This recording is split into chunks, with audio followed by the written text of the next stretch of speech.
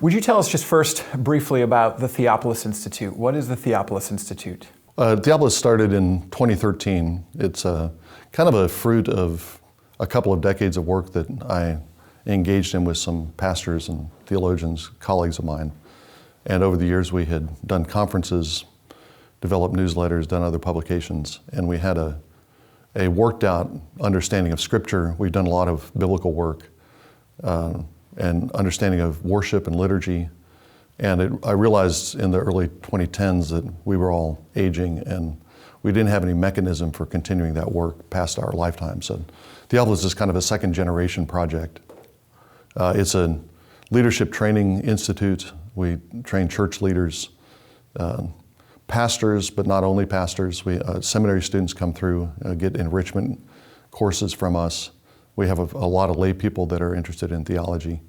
And our courses focus on biblical theology and on liturgical theology. And really the vision of the Institute is that those are the center, Word and Sacrament are the center of the church's life. But Word and Sacrament are also the center of any kind of mission. It's the source of the mission of the church in the world. The image we often use is the rivers flowing out of Eden. You've got the Garden of Eden, which is the original sanctuary. It's the place where Adam met with God. But there were 4 rivers that flow out of Eden to the 4 corners of the earth.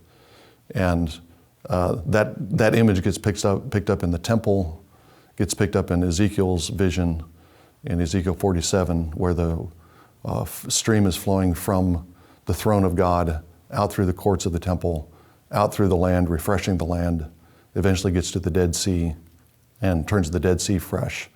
And that's an image of the liturgical life of Israel, their life before God, having a transforming impact on the world. So our aim is world transformation and mission, but we think that in order to do that well, the church needs to be deeply biblical and needs to have vibrant, lively worship centered on the Lord's table.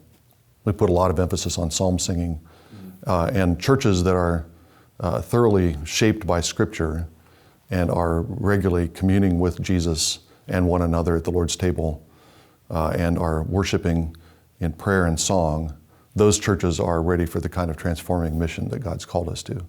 So we train leaders in order to assist churches in becoming those kinds of churches and with that kind of cultural and political impact in the long run.